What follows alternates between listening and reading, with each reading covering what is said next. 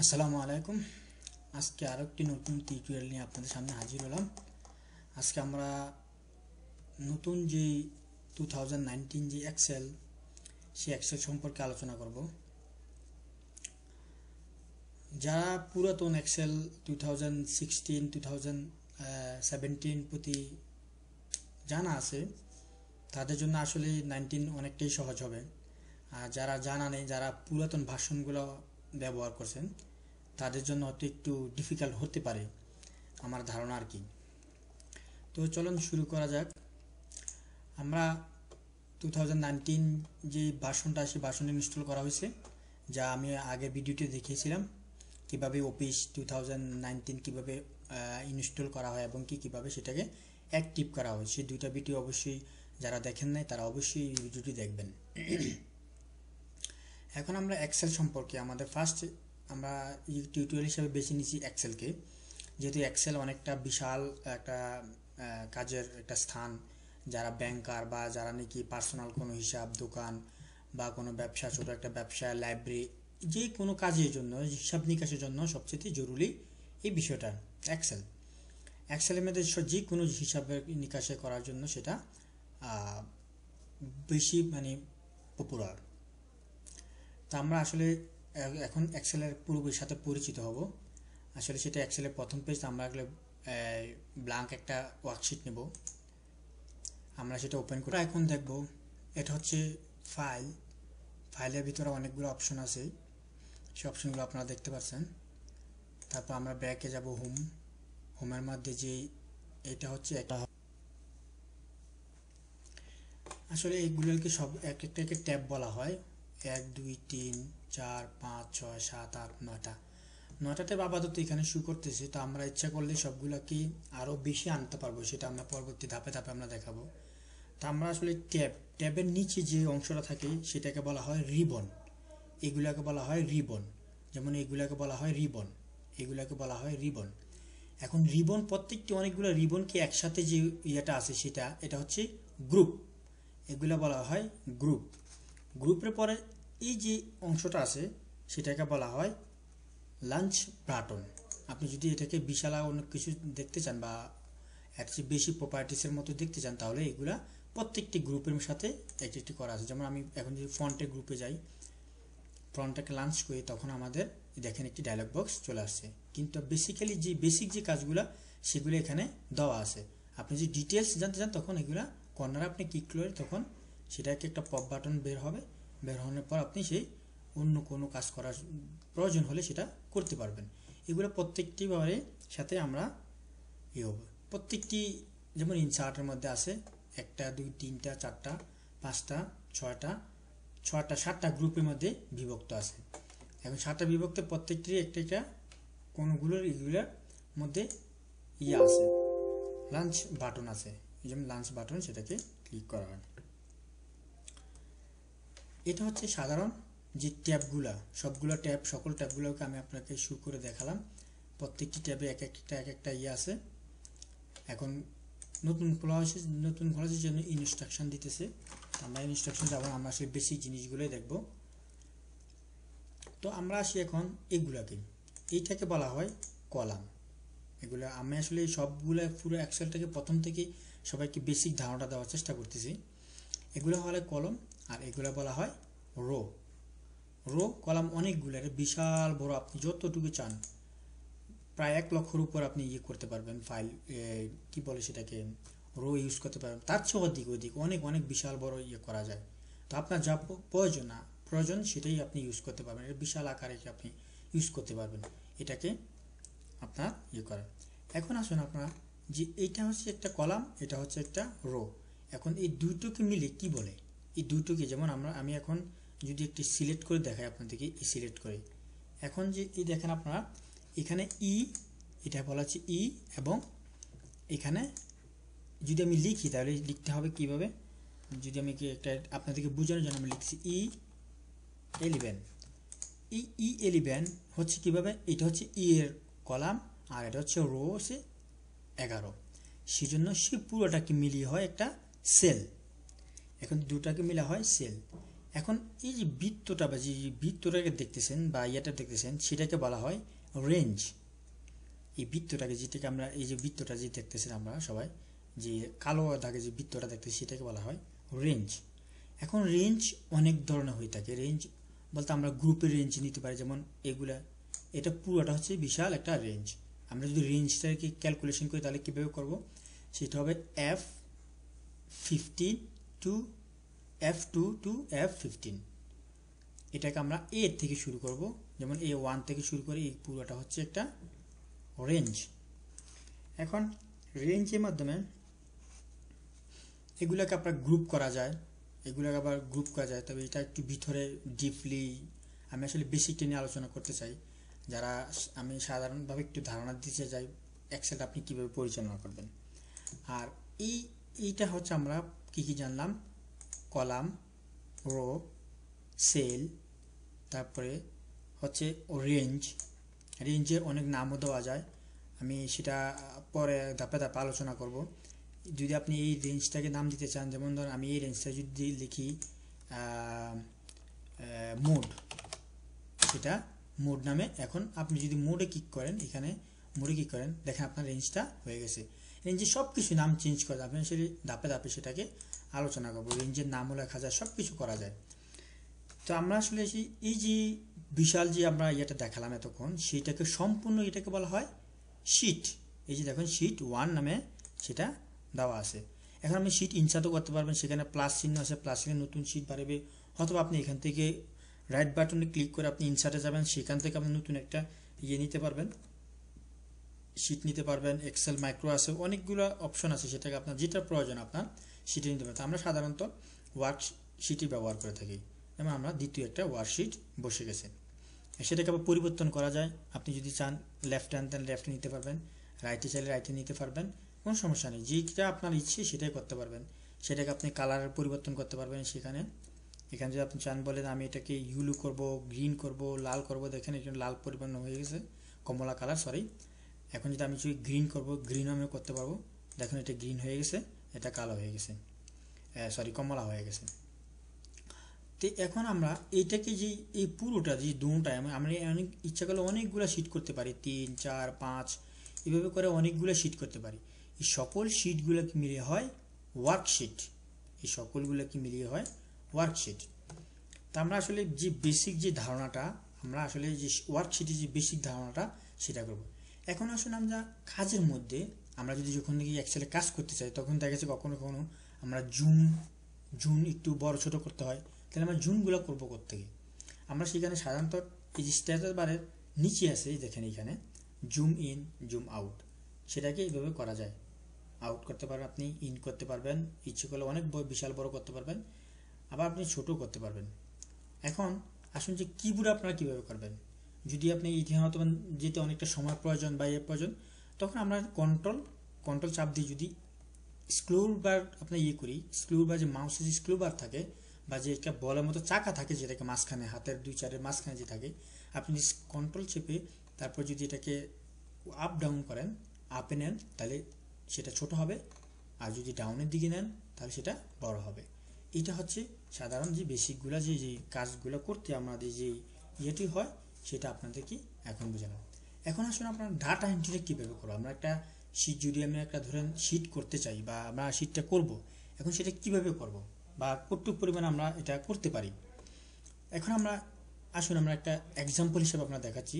যেমন আমি আসলে একটা কোম্পানি চাকরি করি, আমি HR এর কাজ করি, তাহলে আমি সেটা ডাটা এন্ট্রিটার সম্পর্কে সবচেয়ে মানে এমপ্লয়ার ডিপার্টমেন্টের সম্পর্কে ভালো জানি। সেজন্য আপনাকে এমপ্লয়ার ডিপার্টমেন্ট থেকে আপনার কিছু নলেজ দেওয়ার চেষ্টা করব।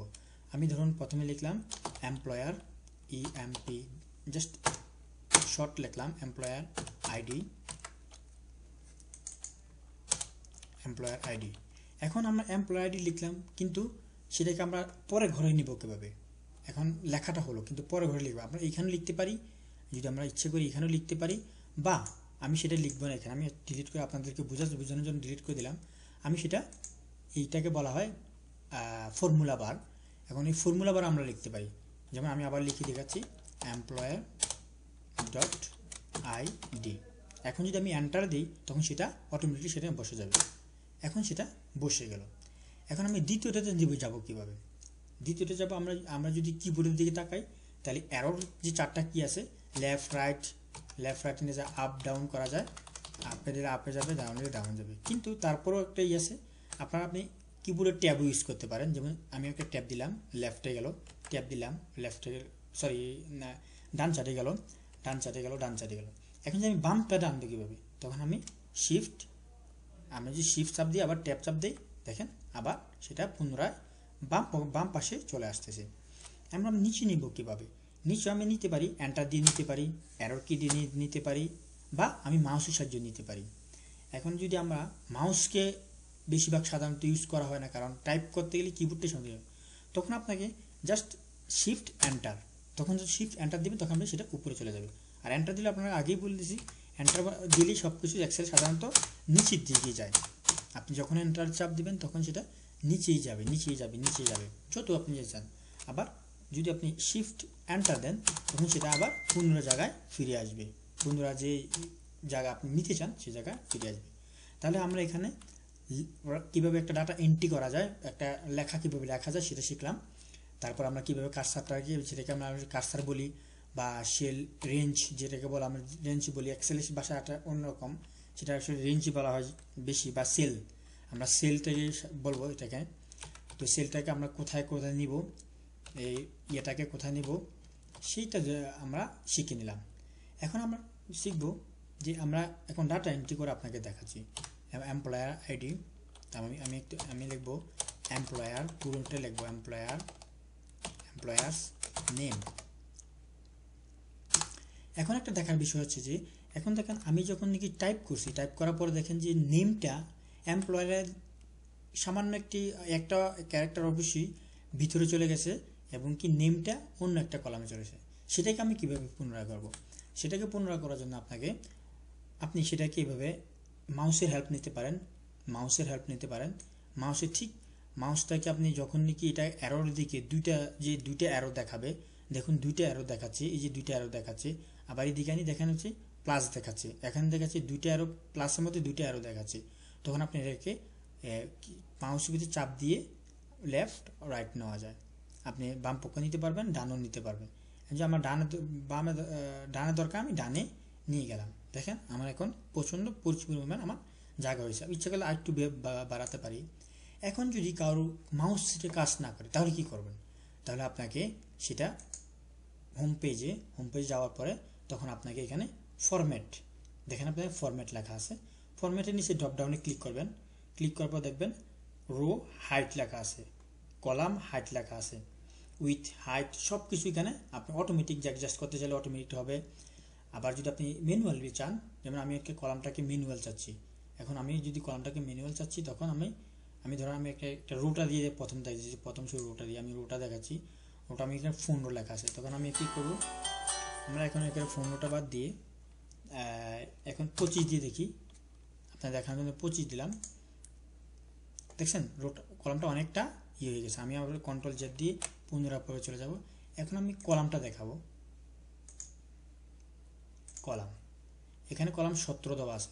এখন আমি ইচ্ছা করলে সেটাকে 20 করে দিই, 20 করে দেখি একটু প্রশস্ত হয়ে গেছে। তো আমি আসলে ইচ্ছা করি সবচেয়ে সহজ হচ্ছে মাউসে দিয়ে সেটা করা সম্ভব হয়। এখন আমরা আরেকটা দেব, তারপর হচ্ছে ন্যাশনালিটি, এভাবে আমরা একটা ডাটা এন্ট্রি করলাম। আসলে একটা করলাম, এখন একটা শীট তৈরি করলাম, সেটা আপনাদের সাথে এখন দেখাচ্ছি। তো এখন আমরা দেখুন এখানে এমপ্লয়ার নাম, employer ID number, name, nationality আমি ঠিক শর্টে লিখলাম, তার current job, gender, date of birth, join date, department, contact salary and current salary, and সবার শেষে আছে স্ট্যাটাস। এখন আমরা এইগুলাকেই আমরা বিভিন্ন রকমের টেবিল সাজানোর জন্য ডিজাইন করতে পারি। যেমন ধরুন আমি সেটাকে একটা কালার দিলাম, যেমন এখানে একটা কালার আছে, আমি আসলে সৌন্দর্যের জন্য সেটা আমরা করতে পারি, না করলে কোনো সমস্যা নেই, কিন্তু এটা রূপরেখার একটু ইয়ের জন্য তো আমরা এই কালারটা নিব, ব্ল্যাকটা নিব, অথবা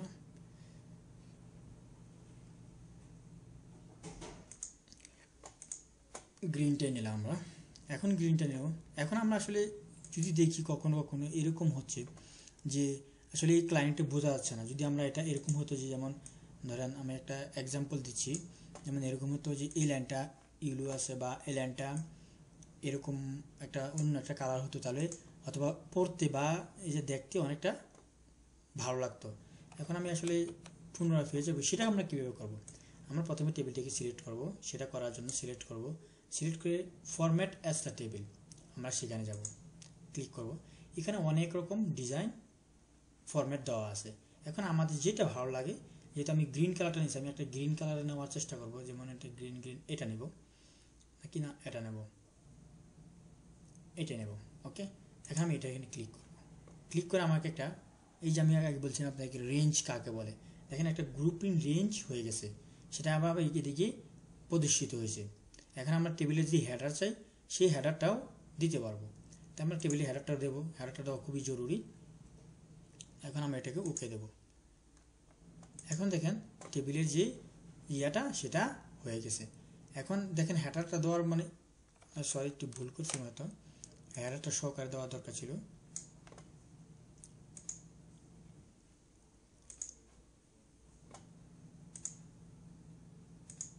আমরা সিলেক্টটা ভুল করছি, এটা।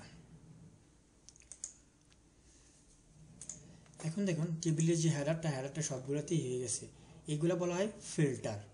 এখানে আপনি ফিল্টার করতে পারবেন, প্রত্যেকটি নামের সাথে প্রত্যেকটি ইয়ের সাথে আপনি ফিল্টার করতে পারবেন। সেটা যদি কেউ না জানেন, সেটা আবার দুই রকমের করা যায়। আমরা ফিল্টারটা এখন ডিলিট করে দেবো। ডিলিট করবো কীভাবে, সেটা ফিল্টারটা এখন আমার দরকার নেই। তখন আমরা এই দেখেন ফিল্টার ডাটা ট্যাবের মধ্যে সেটা ফিল্টারটা আছে, এখন ফিল্টারটা চলে গেছে। তো ফিল্টারটা অবশ্যই দরকার, কারণ আমরা যখন নাকি কোনো কিছু কম্প্রোমাইজ করবো, সেটা ডিবেট করবো, তখন আমাদের অবশ্যই। যদি আমরা এখন চেক করতে চাই যে আমাদের ক্লিনার কটা আছে, আমরা যদি ক্লিনে চেক করে দেখেন খুব সহজে বেড়ে যাবে। যেমন আমি এটাকে সিলেক্ট করলাম, দেখুন এখানে প্রদর্শিত হয়েছে 10 জন আছে, 23টা রেকর্ড আছে, এর মধ্যে 10 জন আছে ক্লিনার। এরকমভাবে আমরা আসলে ফিল্টারটা অনেকটাই জরুরি এক্সেলের জন্য। এক্সেলের ফিল্টার করাটা অবশ্যই বিশেষ জরুরি, কোনো ক্যালকুলেশন করার জন্য বা করার জন্য। ক্যালকুলেশন নিশ্চয়ই করা যায়, আপনারা যদি চান যে আসলে প্রত্যেকটি কলাম কটা আছে, কটা কলাম আছে, সবগুলো যদি করে সেটাও করা যায়, সেটা সমস্যা নেই, সেটাও করা যায়। এবং আমার স্যালারিগুলোকে ডিভিডেড যোগ করার জন্য বা পূর্বে স্যালারি থেকে করার জন্য সেগুলো করা যাবে। তো আমরা আসলে যেটা করছিলাম সেটা আবার পুনরায় ফিরে যাই। এখন সেটাকে আবার করব। আসলে এক্সেলের সেই কাজগুলো আর যে পার্টের যে কাজগুলো আছে, সেই কাজগুলো আমরা পরবর্তীতে একটি ভিডিওতে অবশ্যই আপনাদের দেখাবো। সেই পর্যন্ত আমাদের সাথে থাকবেন। অবশ্যই আমার চ্যানেলটাকে সাবস্ক্রাইব করবেন, এবং আপনারা যদি অন্য কোনো ভিডিও বা অন্য কোনো সমস্যা থাকে বা কোনো কিছু জানতে ইচ্ছে হয়, অবশ্যই আমাকে কমেন্টস করে জানাবেন। আমি পরবর্তীতে আপনাদের এই সমস্যাটা নিয়ে আমি ভিডিও করার চেষ্টা করব। সবাইকে অসংখ্য ধন্যবাদ।